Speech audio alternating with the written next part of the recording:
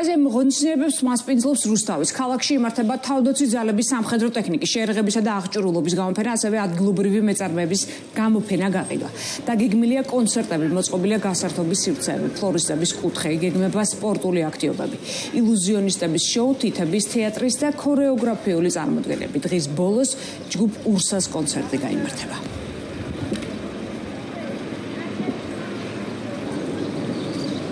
26 მაისის თავისუფლების სიმბოლოა.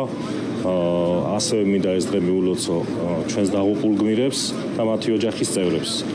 ხოლო აქ შეგრებილ საზოგადოებას შეუძლია დაათვალიეროს და გაეცნოს თავდაცვის ძალებში არსებულ შეიარაღებასა და ტექნიკას. დღევანდელი დღე გვაერთიანებს თითოეულ ქართველს. დღეს რუსთავში საზეიმო განწყობა გვაქვს.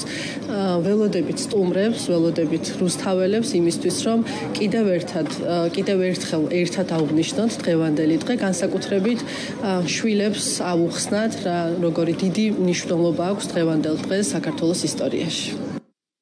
რუსთავში წელს იმართება ეს დღესასწაული მთავარ მოედანზე, თავისუფლების მოედანზე, სადაც წარმოდგენილი არის თავდაცვის სამინისტროს შეიარაღებული ძალების ტექნიკისა და სხვადასხვა სამხედრო აღჭურვილობის გამოფენა.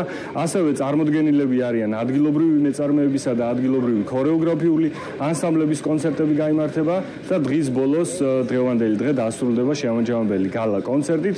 დღევანდელ დღეს უზრუნველყოფილი იქნება ნებისმიერი თაობისა და ქალაქის წარმომადგენლისათვის სხვადასხვა ღონისძიებები, ისე რომ მობრძანდით და ერთად აღვნიშნოთ დღევანდელი დღე.